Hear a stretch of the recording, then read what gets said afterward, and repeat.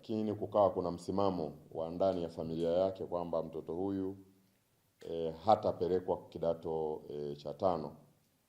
Tuliwatuma watendaji wetu kuanzia mtaa na mtendaji wa kata wafanye kazi ya kawaida ile ya kiraia ya kupambana ili kuhakikisha kwamba mtoto huyu anaripoti kidato cha 5. Lakini walezi na wazazi na upande wa familia waliweka msimamo kwamba mtoto huyu hataripoti kidato cha 5.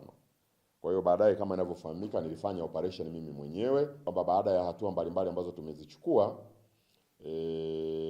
wazazi walikuwa tayari kuhakikisha kwamba mtoto sasa anapelekwa shuleni, na tukashirikiana. Mlezi wake ambaye ni kaka yake, ambaye nilikuwa nazungumza naye siku ile, ni mtu mwenye uwezo.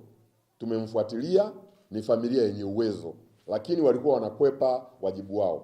Kwa hiyo tumeona mtoto akisoma hapa karibu shule kama Shinyanga Girls, tutapata nafasi ya kuendelea kumtembelea. Watendaji watamtembelea, lakini pia tutaweka jicho letu. Sababu watoto wa namna hii unaweza kumpeleka Katavi, ukashangaa ametoroshwa huko Katavi, hajulikani alipo. Alafu msukumo wa kumfuatilia kule Katavi utakuwa mgumu. Kwanza napenda kumshukuru Mungu, maana bila yeye nisingekuwa hapa. Pili, napenda kumshukuru Rais kutujengea shule nzuri kwa ajili ya wasichana. Na kingine, napenda kumshukuru mkuu wa wilaya, maana yeye ndo amesaidia mpaka nimeenda shuleni. Napenda kushukuru uongozi wa shule, kwa kweli wamenipokea vizuri.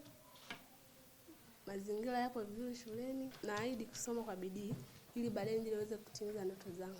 Baadaye nataka nije kuwa nesi. Na washauri wasiwe na hiyo mitazamo mbaya kwa watoto wa kike. Watoto wa kike wanaweza. Tulimpokea siku ya Jumapili na tukampa maelekezo yote ambayo anatakiwa kuyafuata kama mwanafunzi. Lakini wazazi walipokuja tuliwapa maelekezo ya kufanya pia. Wakati tunampokea mtoto alikuwa aamini usalama wa shule.